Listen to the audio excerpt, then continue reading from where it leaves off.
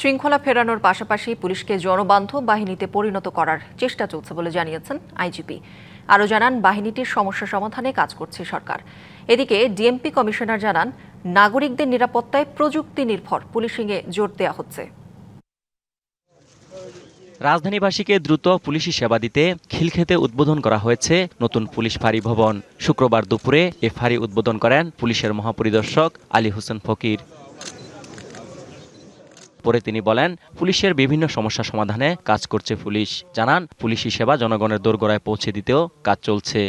খিলক্ষেত থানার বর্তমান অবস্থান এবং সম্প্রসারিত এলাকায় আইন শৃঙ্খলা রক্ষা, জননিরাপত্তা নিশ্চিতকরণ এবং পুলিশি সেবা জনগণের দোরগোড়ায় পৌঁছে দিতে বড়ুয়া এবং আশপাশ এলাকায় একটি পুলিশ ফাঁড়ি স্থাপন অত্যন্ত জরুরি হয়ে ওঠে। আইজিপি আরও বলেন, ২৪-এর পট পরিবর্তনের পর নানা কারণে পুলিশে বিশৃঙ্খল পরিস্থিতি তৈরি হলেও তা অনেকাংশে নিয়ন্ত্রণে আনা হয়েছে। পুলিশেরও যে আমাদের একটা বিশৃঙ্খল অবস্থা ছিল, সেটা ঈদ আসবে, সাথে ক্যাশব্যাকও আসবে। নিজের বা প্রিয়জনের জন্য কেনাকাটায় এবারও নগদ পেমেন্টে পাচ্ছেন দারুণ ক্যাশব্যাক। তাই যাই কিনুন, পেমেন্ট করুন নগদে।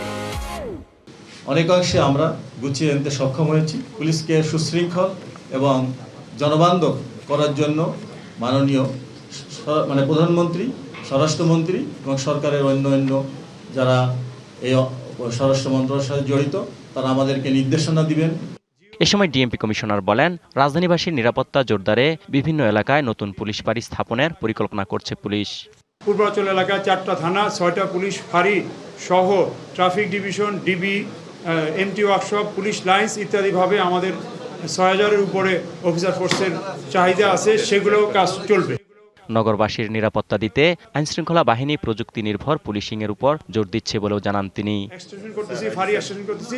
পাশাপাশি অজিত সরকার, ডিবিসি নিউজ, ঢাকা।